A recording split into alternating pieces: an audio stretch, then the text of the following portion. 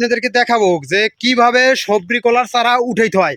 কারণ সঠিকভাবে যদি সবরি কলার চারা না উঠায় কাকা, তাহলে কি সমস্যা হইতে পারে? কলার চারা উড়ানের নিয়ম হলো নিচের জ্বরগুলো ঠিক মতো থাকতে হবে। জ্বর ঠিক মতো না থাকলে চারা বাঁচতে সময় ব্যাপার হবে, টাইম লস হয়ে যাবে। টাইম লস, আবার ভাইরাসও আসতে পারে। তাহলে একটু দেখান তো কিভাবে চারাটা উঠাইতে হয়। এই পাশে আগে গোড়া করতে হইবে।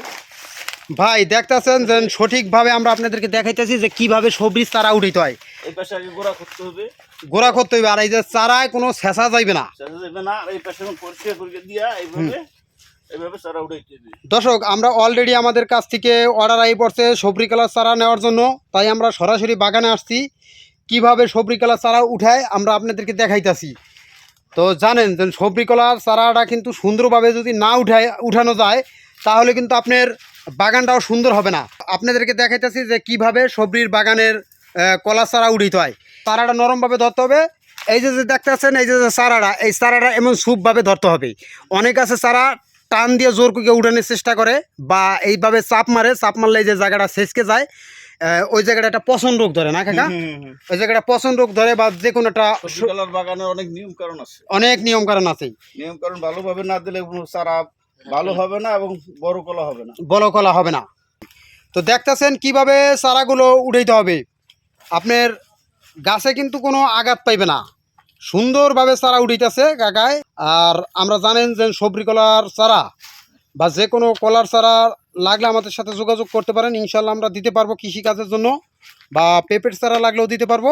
এই যে দেখেন কিভাবে সবজির চারাগুলো উঠানো হইতেছে, এই চারাগুলো কোনো আঘাতপ্রাপ্ত হইতে পারবে না। আর এই যে দেখেন কত নরমভাবে ধরছে চারাটা, দেখছেন? এই যে আপনি চারাটা উড়েলেন, চারায় কোনো আঘাত পাইলেন না, দেখেন কত সুন্দর জট না রে কাকা? হ্যাঁ, সুন্দরভাবে জট দেখা যাইতেছে, দেখছেন? এইভাবে চারা আর কি আপনি নিতে পারবেন। দেখেন এই যে আমরা চারা কিভাবে বাগান থেকে সংগ্রহ করে দেই কাকা।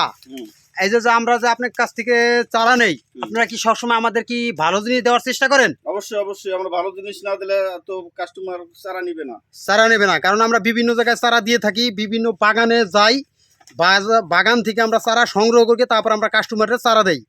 তো এই যে আজকে আমাদের একটা অর্ডার আসছে, আলহামদুলিল্লাহ সেই অর্ডারের চারা নিতে আসছি। দেখেন কত সুন্দর চারা উঠেছে কাকায় বাছট করিয়া। এই চারাগুলো আমরা দিব। তো অনেকেই সবজির চারা আমার কাছে যোগাযোগ করেন সবজির চাষ করার জন্য, চারা নেওয়ার জন্য। এই যে দেখেন কাকায় চারা উঠেছে, এই যে দেখেন প্রত্যেকটা চারা কত সুন্দরভাবে, এই যে শিকার চাই দেন। এই যে চারা খালি নিলে হবে না, চারা শিকারগুলো খেয়াল রাখতে হবে। দেখছেন একটা জট ছাড়া নাই চারায়, চাই দেন অবস্থা, প্রত্যেকটা চারায় জট আছে। তাই সবজি কলা চাষ করার জন্য যদি কারো চারা লাগে, বাংলাদেশের যে কোনো প্রান্তে আমরা দিতে পারবো, আমাদের সাথে যোগাযোগ করুন, আমরা সবজি চারা দেবো। আজকের ভিডিও পর্যন্ত, ভালো থাকবেন, সুস্থ থাকবেন, আসসালামু আলাইকুম।